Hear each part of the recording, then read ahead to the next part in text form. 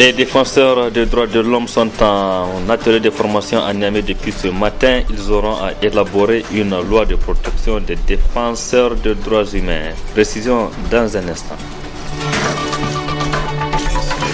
Et puis dans cette édition, nous nous intéresserons aux panneaux de signalisation, notamment leur importance pour les usagers de la capitale.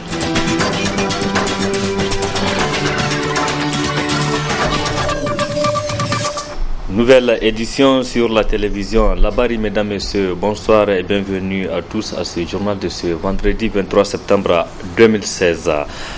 Les autorités régionales et municipales de Niamey poursuivent leur opération de déguerpissement alors que leur grand ennemi ne s'inquiète pas du tout.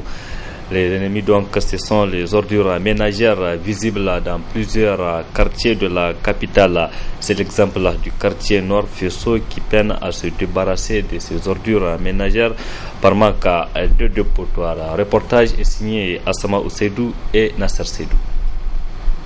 Niamey, la capitale, peine à se débarrasser des ordures. Illustration à travers une telle insalubrité au quartier Nord Fesso qui, même si elle ne se justifie pas le manque de dépotoir, y serait pour quelque chose, d'où ce cri de cœur lancé par les riverains. On n'a qu'à déposer les poubelles pour qu'on puisse les décharger dans les poubelles, là où le gouvernement, l'État a posé les trucs. Mais s'il n'y avait pas de poubelles, vraiment, ces ordures-là, jamais, à grand jamais, on aura toujours ces poubelles. Mon appel, c'est que je lance vraiment aux riverains parce que eux, déjà, ils ont pris l'engagement avec les gens qui ramassent les poubelles. On leur fait mensuellement. Eux, ils ont suivi, ils ont fait leur devoir. Donc le devoir maintenant, où aller verser ces dépotoirs-là? Le problème, c'est où? Donc quand le gars il prend les ordures, donc il est obligé de voir la place libre pour verser et puis s'en aller. Après que je lance au niveau des autorités qu'ils nous cherchent des poubelles. Même s'il faut les déposer, soit sur les trottoirs ou bien à l'écart, là où que vraiment les gens voient, là, ça c'est là qu'il fallait mettre les poubelles. Lesquels riverains ne sont pas eux aussi exempts de critiques et de reproches car la propriété des lieux n'incombe pas à la seule municipalité, eux aussi ayant leur part de responsabilité. Je le disais dans les titres, les travaux d'un atelier national sur la consultation nationale pour l'élaboration d'une loi de protection des défenseurs des droits humains ont débuté ce vendredi à l'hôtel Ténéré. C'est une initiative du collectif des organisations de défense des droits de l'homme et de la défense de la démocratie CODA. Précision avec Nasser Dantofo et Halidou Bourema. Dans le cadre de leur mission, qui est celle de la promotion et la protection des droits de l'homme, les acteurs œuvrant dans ce domaine font souvent face à des difficultés. Une situation qui interpelle le collectif des organisations de défense des droits de l'homme et de la démocratie à travers cet atelier pour une consultation nationale et l'élaboration d'une loi de protection des défenseurs des droits humains. Il vous souviendra que le Niger a fait son second passage à l'examen périodique universel EPI en janvier 2016. C'est ainsi que le Niger a réussi à accepter 167 recommandations de 168 recommandations réussies et notées une. De la mise en œuvre des recommandations 120 à 134 et 139 faites par le Ghana, la Suisse, le Royaume-Uni, les États-Unis d'Amérique, l'Allemagne et la Norvège concernant la situation des défenseurs des droits humains et des moyens d'améliorer leur protection au Niger lors du deuxième passage du Niger à l'examen périodique universel. Une situation préoccupante pour les défenseurs des droits humains qui bénéficient de l'accompagnement du service international des droits humains. Il est bien vrai, la mise en œuvre des obligations, comme vient de le rappeler le coordonnateur, est de l'obligation de l'État. C'est l'État du Niger qui a accepté souverainement ces recommandations. Mais le principe de la protection des droits de l'homme voudrait que la société civile accompagne l'État dans ce processus.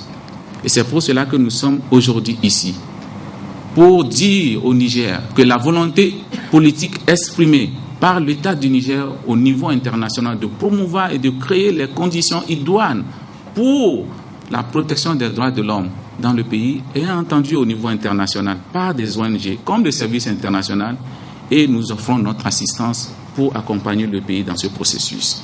Promouvoir et protéger les défenseurs des droits humains, une préoccupation des autorités de la 7e République.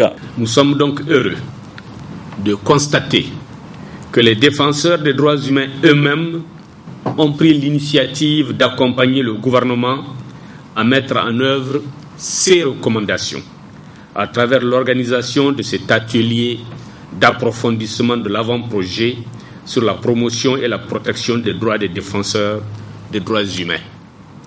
Cette initiative fort louable nous aidera non seulement à mettre en œuvre ces recommandations, mais aussi à remplir nos obligations, en l'occurrence la déclaration sur le droit et la responsabilité des individus, groupes et organes de la société de promouvoir et protéger les droits de l'homme et les libertés fondamentales universellement reconnus. Ainsi, des jours durant, les participants venus de toutes les régions du pays engageront un débat fructueux pour l'élaboration d'une loi de protection des défenseurs des droits humains.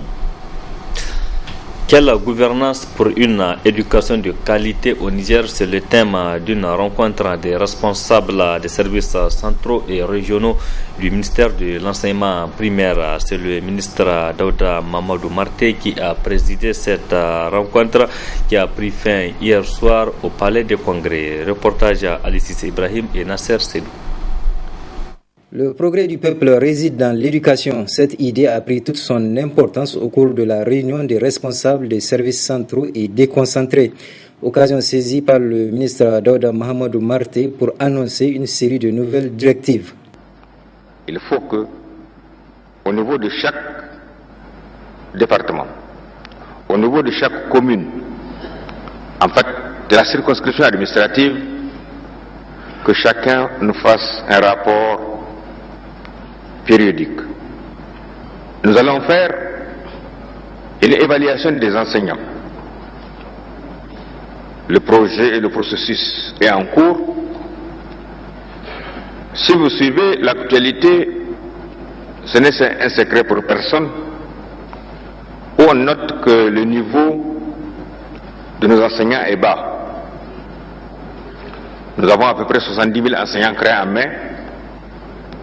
Nous allons tous les évaluer, un à un. Il y a une autre circulaire qui a été envoyée, et je tiens particulièrement au respect de cette note circulaire. C'est l'affectation des directeurs écoles pour la prise en charge des classes de CI.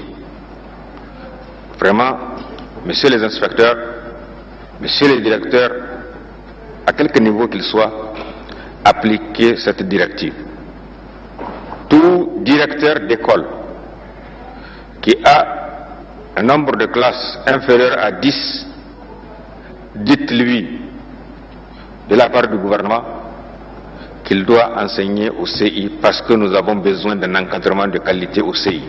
À l'issue de la réunion des responsables des services centraux et déconcentrés, des recommandations ont été formulées. De l'alphabétisation de la promotion des langues nationales et de l'éducation civique, tenue du 21 au 22 septembre 2016 à Niamey. Convaincu de l'impact d'une bonne gouvernance sur l'efficacité et l'efficience sur tout système éducatif, convaincu qu'une bonne gouvernance est la condition sine qua non pour une éducation de qualité, prenons l'engagement d'instaurer sans faiblesse une culture d'évaluation, de reddition des comptes, de traçabilité et de transparence à tous les niveaux et de promouvoir la gestion axée sur les résultats. Procédant à la clôture de la réunion, le ministre Daouda Mahamadou Marté a exprimé l'engagement du gouvernement à prendre en compte les résolutions auxquelles ont abouti les participants à la réunion. Le thème central, quelle gouvernance pour une éducation de qualité, et d'autres exposés non moins importants tels que le respect de la hiérarchie, l'allocation des enseignants, la décentralisation et le transfert de compétences et de ressources aux collectivités territoriales, la révision des indicateurs du PSF à travers le modèle de simulation, témoignent de notre engagement dans le combat mené pour une éducation de qualité. aussi. Je félicite et encourage tous les cadres qui ont participé avec assiduité à ces travaux et dont les contributions ont été d'une grande utilité pour la réussite de cette rencontre. Le ministre Daouda Mahamadou Marté d'appeler tous les responsables en charge de l'éducation à une implication active afin de parvenir à un enseignement de qualité. Je le disais dans les titres, ils sont d'une grande utilité pour les usagers. Les panneaux de signalisation contribuent beaucoup à réduire les risques d'accident de la route. Ces panneaux sont implantés aux abords des grandes voies de la capitale. Pour les acteurs intervenant dans le domaine de la circulation routière, c'est une bonne chose de placer ces panneaux, mais l'implication des acteurs est aussi nécessaire. Reportage Nafissa Hassan et Ibrahim Abdou. Visibles, ils le sont à présent à des endroits bien précis à travers les acteurs de la capitale. Ce sont les panneaux de signalisation absents à un moment donné. Des panneaux qui doivent en principe répondre à plusieurs critères.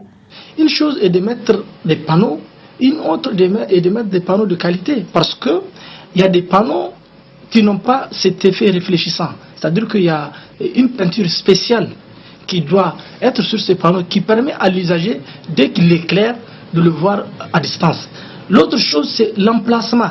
Lorsque les panneaux ne sont pas placés par des spécialistes, cela ne peut qu'engendrer des accidents. Imaginez qu'il y a des cassis et qu'on place le panneau à quelques mètres du cassis. Même si vous voyez le panneau, mais vous allez tout de suite rentrer dans l'obstacle. Il va falloir que les autorités compétentes, notamment ceux de la municipalité, qui sont chargés de l'éclairage des voies publiques, qui sont chargés de l'implantation de ces panneaux, puissent associer des acteurs, des spécialistes de la sécurité routière pour le placement de ces panneaux. Parce que nous avons vu beaucoup d'accidents mortels dus à des panneaux mal placés, dus à des cassis non signalés. Donc il faut nécessairement qu'il y ait conjugaison des efforts entre la municipalité, le ministère en charge des transports, celui de l'équipement et vraiment tous les autres acteurs de la chaîne de la sécurité routière.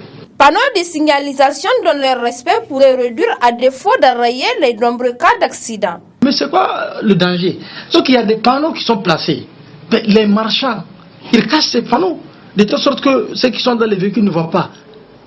Vous imaginez que c'est un vrai désordre organisé et sur nos routes qu'il va falloir assainir pour permettre aux usagers vulnérables qui sont derrière ces piétons-là d'être à l'abri de toute insécurité. Ces panneaux de signalisation ont toute leur importance et chacun dans sa sphère de responsabilité a une partition à jouer non seulement quant au respect strict de ces panneaux, mais aussi leur entretien. Du sport dans ce journal fin hier jeudi du tournoi des grandes vacances TGV du quartier Dar es Salaam.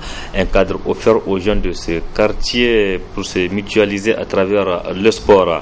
C'est le terrain du village SOS d'enfants qui a servi de cadre pour la finale. Le tournoi a été parrainé par le député Soumana Sanda et Abdourahmane Oumarou.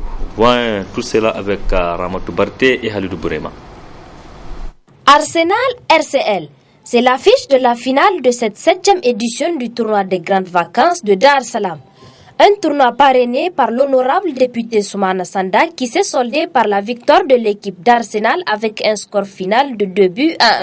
Nous sommes à notre 7e édition et je me rends compte que, comme pour les fois précédentes, dans l'ensemble, tout s'est très bien déroulé et qu'aujourd'hui nous sommes à la fin. En tout cas, jusqu'à présent, on ne m'a informé d'aucune difficulté, donc on ne peut que globalement nous réjouir de cet état de fait. Nous sommes là pour vraiment accompagner la jeunesse, les voir s'épanouir parce que c'est important. Et comme je l'ai toujours dit à chaque fois, je serai toujours de leur côté. Et aujourd'hui, je me suis retrouvé à, comment on appelle ça, à Dar es Salaam pour cette belle finale. Le champion de ce tournoi, Arsenal s'en est sorti avec une coupe plus une enveloppe de 100 000 francs. Quant à l'autre équipe qui n'a pas non plus démérité, elle a reçu la somme de 50 000 francs. Aujourd'hui, on est à la finale. Techniquement, toutes les équipes ont répondu. On a vu de la qualité, on a vu des talents qui étaient cachés. Maintenant, il y a beaucoup qui, à travers ce TGV, vont sûrement être en D2 ou bien D1. On a invité des coachs à propos de ça. Les coachs ont détecté des jeunes talents, des joueurs qu'ils peuvent désormais manager en D2 ou bien en D1. Pour un succès, ce TGV de Dar es Salaam en est un et contribue ainsi à la détection des jeunes talents pour le football nigérien.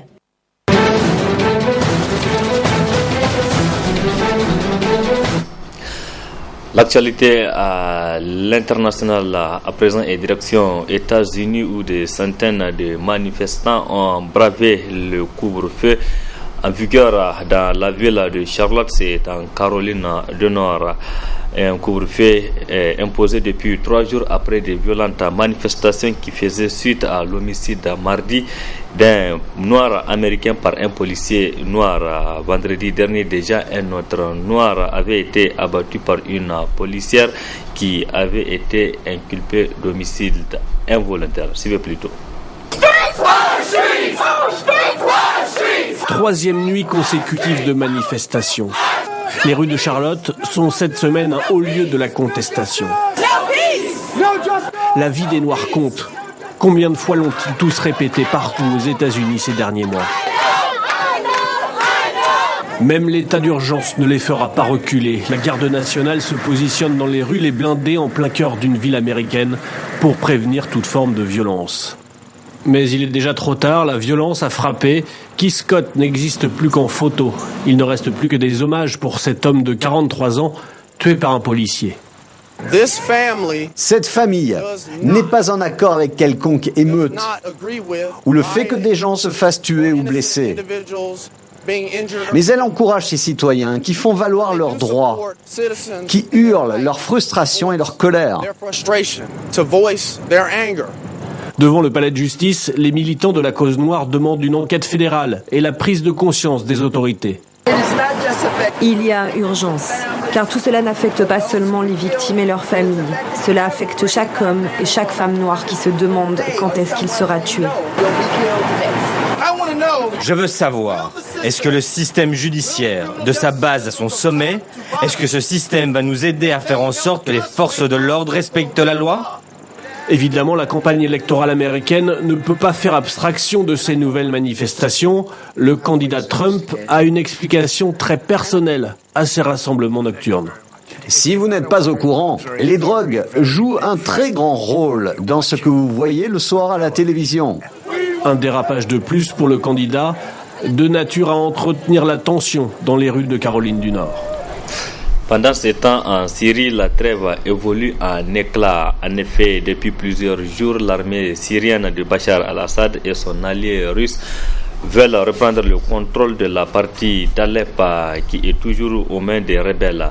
Depuis ce matin, de violents bombardements et des raids aériens ont fait des dizaines de morts dans cette ville avant sans doute une opération d'envergure terrestre. Les images. Faire parvenir l'aide humanitaire aux civils pris en étau entre le régime et les combattants anti-Assad en Syrie. Comment ? La question est aiguë. 5,5 millions de personnes dans le besoin, insiste l'ONU, qui lance un vibrant appel aux partis en conflit. Alep est militairement encerclé. C'est impossible d'y rentrer avec l'aide humanitaire. 40 camions attendent à la frontière turco-syrienne. Et la nourriture expire lundi. Alors s'il vous plaît, Président Assad, faites votre part pour nous permettre d'accéder à Alep-Est et aux autres zones. Nous devons aussi obtenir des assurances des groupes d'opposition sur cette question. Or, l'heure est au regain de violence à Alep-Est. Les attaques meurtrières des aviations syriennes et russes ont redoublé d'intensité ces dernières heures sur les quartiers tenus par les rebelles. Ce vendredi, ils ont ciblé les locaux de la défense civile. Les secours sont allés extraire des personnes sous les décombres. Les pompiers étaient là. Leurs camions étaient complètement hors service. De quoi désespérer pour les casques blancs. L'organisation de secouristes bénévoles a été récompensée ce jeudi du prix Nobel alternatif pour son courage exceptionnel, sa compassion et son engagement humanitaire. Nos équipements ont été entièrement détruits. Nous avons perdu tout notre matériel. Mes affaires ont disparu, mon argent. Il ne reste plus rien dans le centre. Des gens restent prisonniers sous les éboulis. À Alep toujours, Bab el-Neira, dans l'enchevêtrement des ruines, les secouristes parviennent à extraire vivant un très jeune enfant. Alors que Moscou et Washington ont échoué cette nuit encore à redonner du souffle au cessez-le-feu qui n'existe plus que sur le papier depuis le 12 septembre. Le gros souci du plus gros armateur sud-coréen, au moins 45 bateaux du groupe Hanjin Shipping sont bloqués en mer ou dans plusieurs coins du globe. La dette du groupe atteint presque 5 milliards d'euros à cause du ralentissement de l'économie chinoise qui impacte durablement donc le transport maritime. Voici l'un des nombreux cargos bloqués en mer ou dans les ports. Près d'un tiers des 141 navires de la compagnie Hanjin sont ainsi paralysés à travers le monde depuis plusieurs semaines, avec à bord des équipages totalement livrés à eux-mêmes. Dans certains cas, les frigos sont vides, on se débrouille avec les moyens du bord et en guise de fusée de détresse, on utilise les réseaux sociaux. Attendre en pleine mer dans un état de torpeur, c'est pour moi être comme face à un typhon. Ça me rend anxieuse et très inquiète. Avec un trou de 5 milliards d'euros dans ses caisses, le 7e armateur mondial n'est plus en mesure de financer le débarquement des marchandises de ses porte-containers. Et par crainte du chèque en blanc, de nombreux ports refusent de prendre en charge les cargaisons. Résultat, 500 000 conteneurs sont immobilisés à la plus mauvaise période de l'année, celle où la grande distribution entame ses stocks pour les fêtes de fin d'année. Avec de tels enjeux, à Séoul, le dossier Hanjin Shipping est devenu affaire d'État. Le gouvernement fait tout ce qu'il peut pour tenter de rassurer. Les coûts de déchargement devraient être couverts par les sommes débloquées par la compagnie Hanjin Shipping et sa maison mère.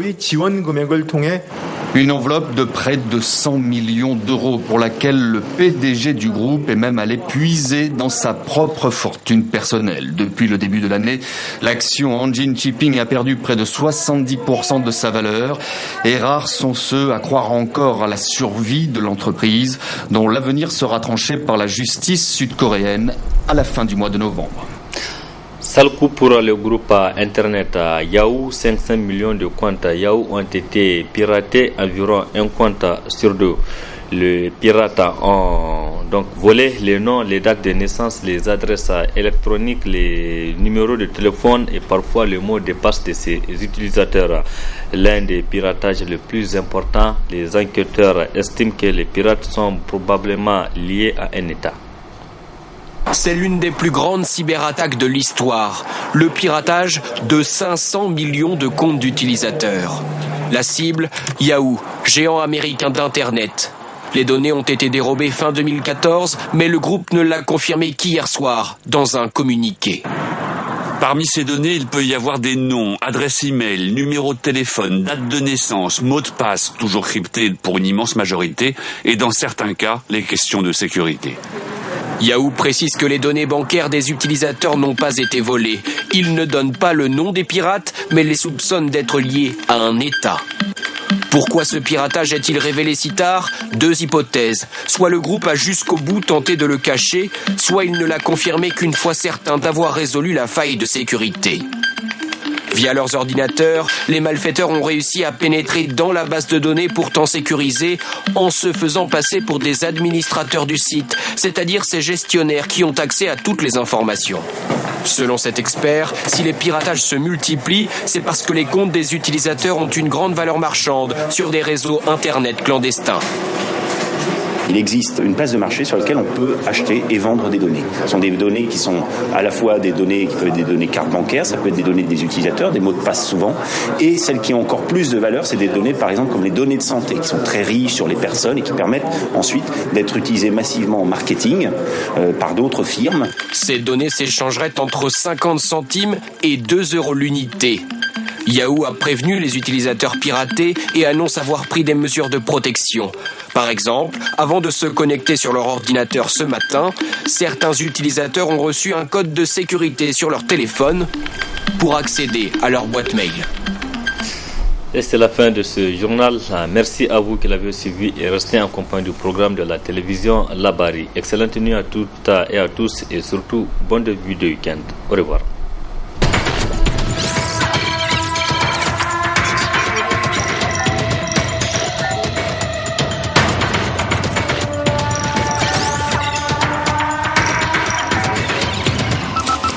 But